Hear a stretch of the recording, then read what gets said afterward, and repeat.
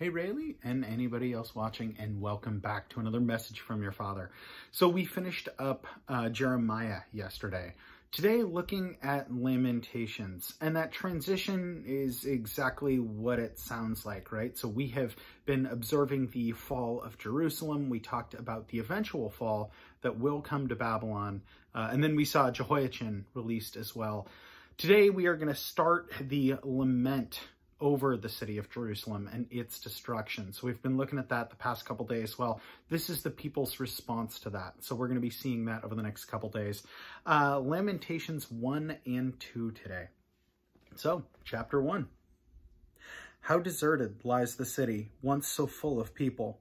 How like a widow is she, who once was great among the nations. She who was queen among the provinces has now become a slave. Bitterly she weeps at night. Tears are upon her cheeks. Among all her lovers, there is none to comfort her. All her friends have betrayed her. They have become her enemies.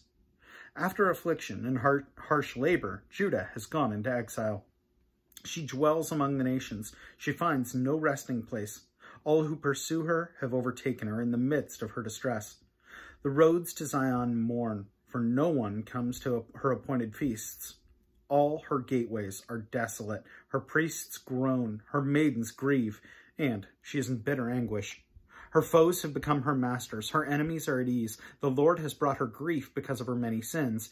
Her children have gone into exile, captive before the foe.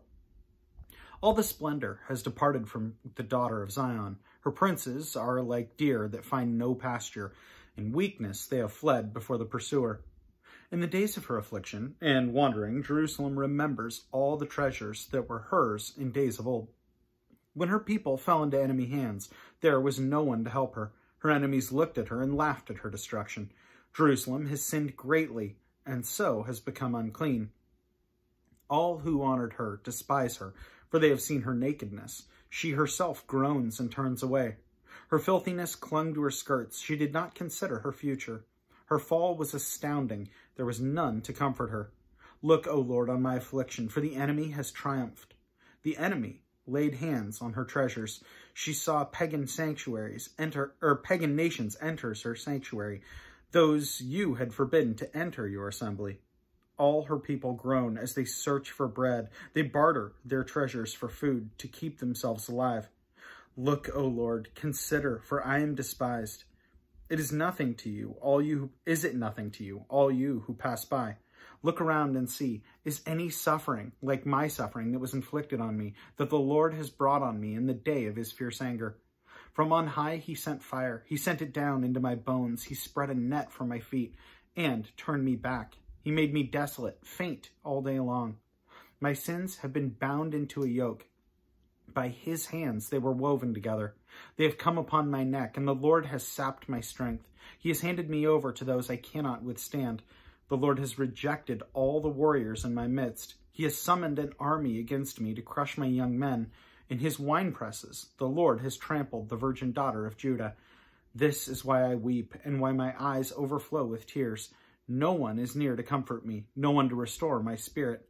My children are destitute because the enemy has prevailed. Zion stretches out her hands, but there is no one to comfort her.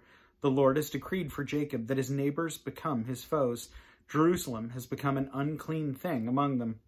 The Lord is righteous, yet I rebelled against his command. Listen, all you peoples. Look upon my suffering. Young men and maidens have gone into exile. I called to my allies, but they betrayed me. My priests and my elders perished in the city, while they searched for food to keep themselves alive. See, O Lord, how distressed I am. I am in torment within, and in my heart I am disturbed, for I have been most rebellious. Outside, the sword bereaves. Inside, there is only death. People have heard my groaning, but there is no one to comfort me. All my enemies have heard of my distress. They rejoice at what you have done. May you bring the day you have announced, so that they may become like me. Let all their wickedness come before you to deal with them as you have dealt with me because of my sins.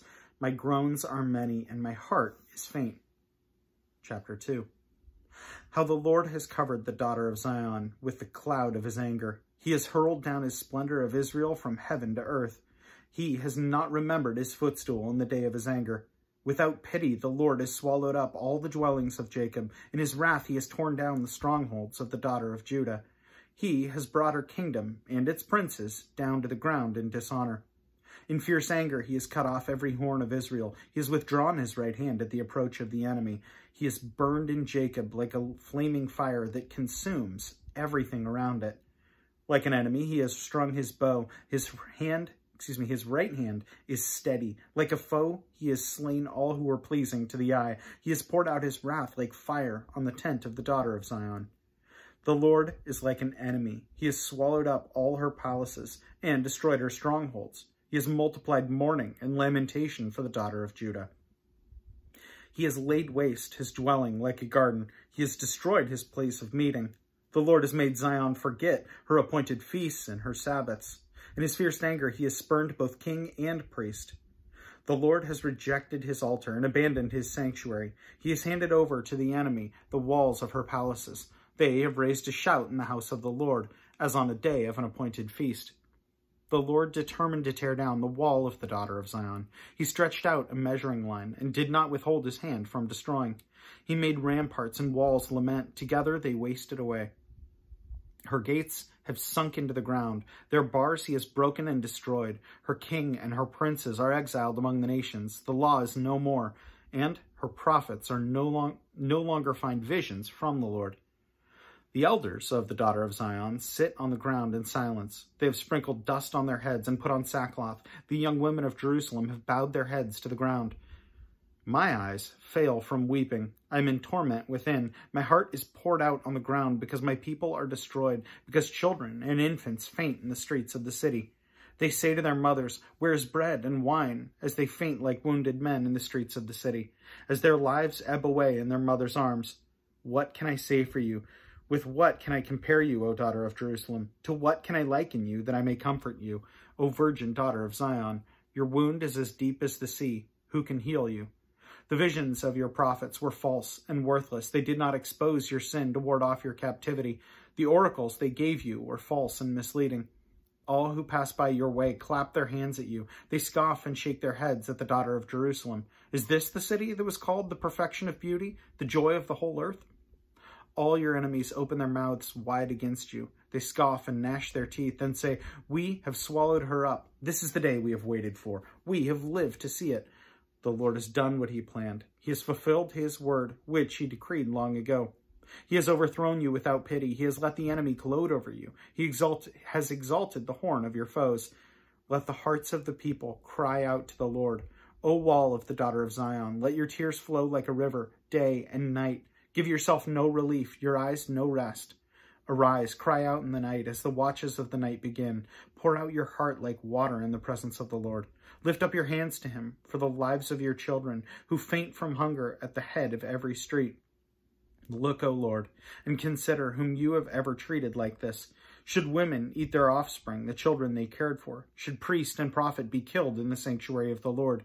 Young and old lie together in the dust of the streets. My young men and maidens have fallen by the sword. You have slain them in the day of your anger. You have slaughtered them without pity. As you summoned to a feast day, so you summoned against me the terrors on every side. In the day of the Lord's anger, no one escaped or survived. Those I cared for and reared, my enemy has destroyed. It's really, really, really sobering stuff. I mean, we have more of this too. I think tomorrow or maybe the next day, maybe the last of it. But as short as this book is, there is a depth of sorrow, a deep well of sorrow here, and you hear it in every verse. I was reading the kind of preamble to the notes in Lamentations, and it was just talking about how this is an era that is just such a low that even people today look back at the destruction of Jerusalem and recognize some of the depth of sorrow, and that Lamentations is read annually, read every single year. And that's amazing to recognize that God's punishment was so severe on this people, and he warned them for years and years and years on by the prophets and through all his prophets. And God says that, and at every opportunity he is trying to turn them back to him, but They have leaders and kings that have been evil in the sight of the Lord. So then people adopt those ways. So yeah, there's bad leadership, but also there's bad leadership in those households too, where families were having their own carved idols and doing all those things. And they had so many opportunities. So when we read this, we see that the author has that genuine lament over the city and what has been lost and the people. And yet there's also that recognition of we have sinned. My prayer for you, Rayleigh, is that you would always humble yourself before the Lord. Keep saying it because it is so, so important. When we remain humble, we recognize who God is, who we are, and how much we need him. Or else we run the risk of being like the people that God has chosen, the people that God has raised up, and yet God lets these calamities befall them so that they will turn back to him. And yeah, it's a horrible thing to watch, but that's on us to stay with God and to stay attached to him and his word. I don't want to be a downer, but I think it is so important to recognize Lamentations and the sorrow that carries. Anyway, know that I love you so, so much, Rayleigh. For anyone else watching, I appreciate you tuning in. That's awesome. Anyway, love you all, and I will plan on seeing you tomorrow. Have a good one.